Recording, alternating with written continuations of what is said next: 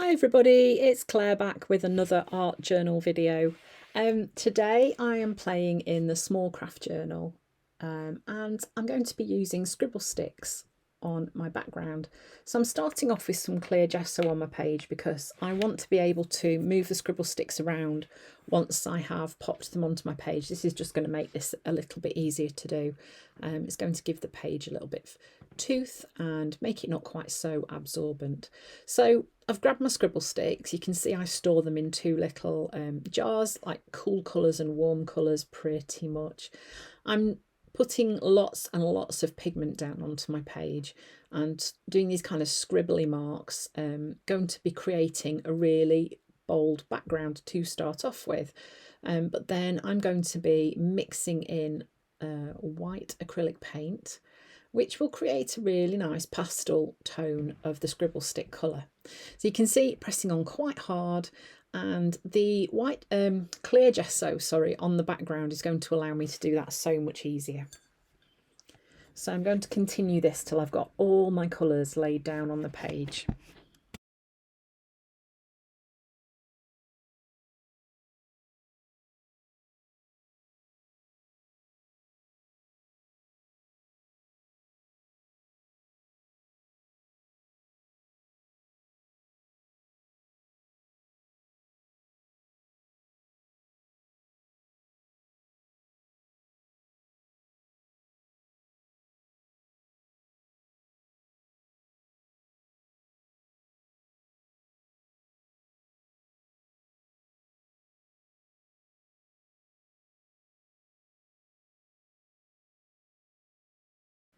Okay, so now I'm just going to use some white paint, and you can see I can activate the scribble stick using the paint and it creates a lovely pastel tone.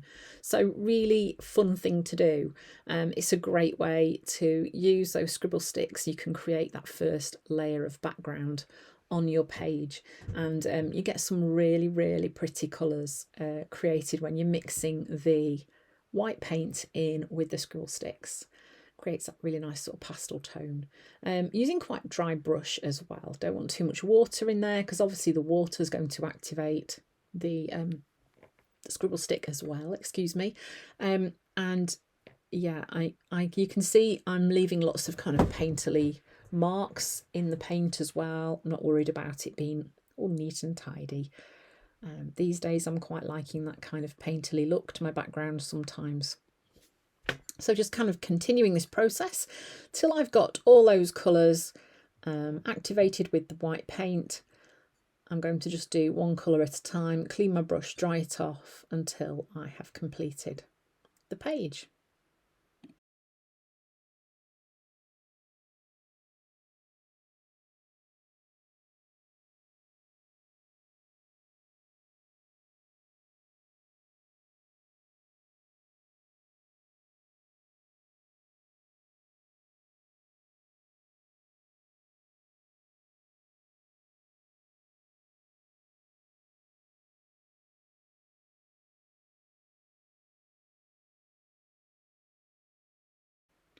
So then I started thinking round, okay, so I've got water activated medium on my background, which will be a little bit more set now that I've got that white paint on there, but I couldn't as easily go in and add collage paper on without moving some of those pigments around. So I started thinking, how can I get some marks onto my background?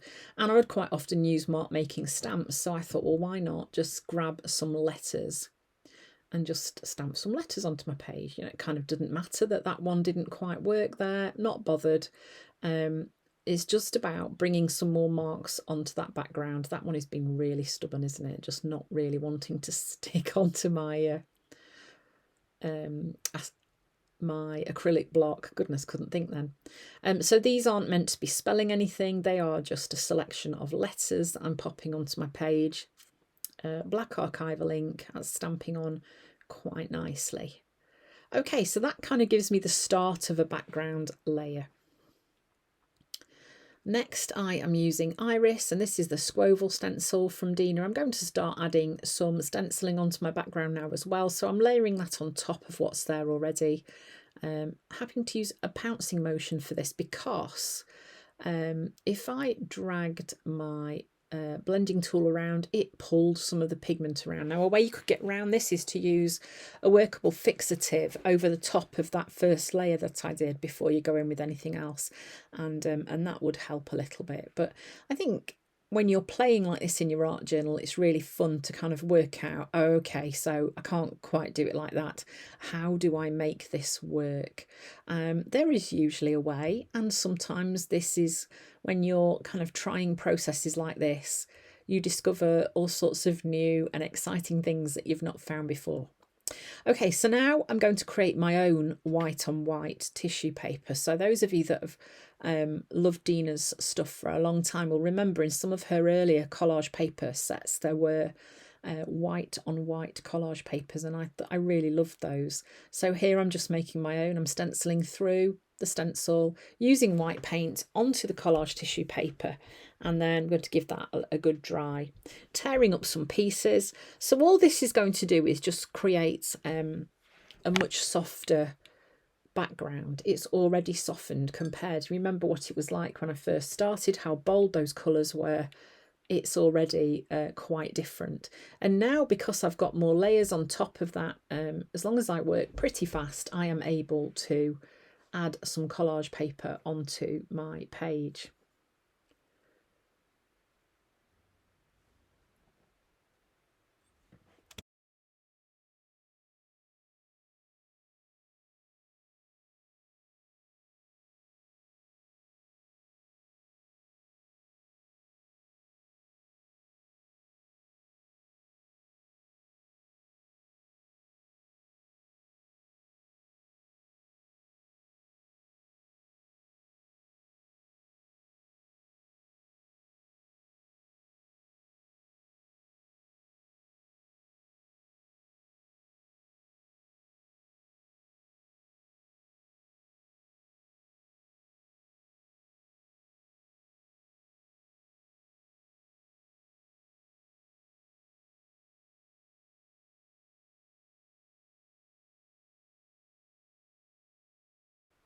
Now, I realise there are a lot of mixed feelings about transparencies out there, and I was one of those people at the very beginning when they first came out that wasn't entirely sure about them.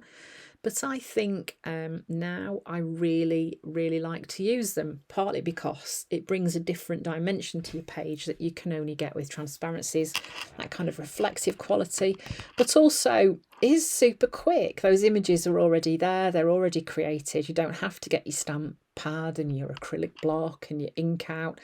It's just so easy, and you can kind of make them work for you.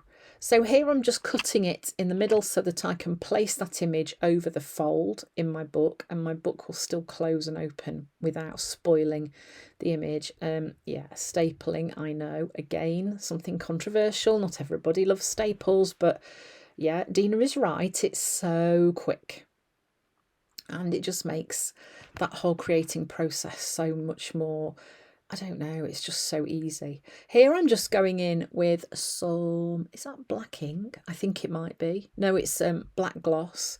And just continuing those splatters that are kind of there coming off the back of her hair. And then I'm adding some dots using my dotty stamp, of course. Wouldn't be one of my journal pages without those. I think I am now going to cut out some hearts to add to the page. A little collection of hearts. So quite often my journal pages will reflect something that's going on in my life, and this journal page, which says something on it like sending love your way or something, was thinking about a friend who was going through a bit of a difficult time, and you know, I don't know, journaling is such a great way to journal stuff out of your mind, kind of bring some focus and clarity to things that might be bothering you. And even just doing a simple page like this, it was It was fun because I was able to get out of my own head, and you know, ended up with a nice journal page at the end too. So there I've just coloured in the gap on the spine, you know, where I cut to make it fit across the pages, just so that the image then continued to flow. Here I'm just outlining the hearts with a white gel pen, which has been naughty and refusing to work properly. It really irritates me sometimes, and sometimes I'm able to go, yeah, oh well, it doesn't matter. Very much depends what mood I'm in. And then I'm just going in with some writing on my page as well, just using a Posca pen. Now, one thing you will find if you use Posca pen straight on scribble sticks is it's a little bit temperamental and won't always write over the top, but because I've got lots of layers going on here, it works absolutely fine. Yeah, so that was how this page started, and it didn't half evolve. Think of those bright colours it started with and how it's ended up. I mean, obviously it's still quite colourful, but a lot more toned down than it began with. So grab your scribble sticks or your colour pigment sticks and grab some white paint and have a go at this technique. It's lots and lots of fun. Thank you for watching. I hope you've enjoyed the video and found some inspiration, and I hope to see you again soon.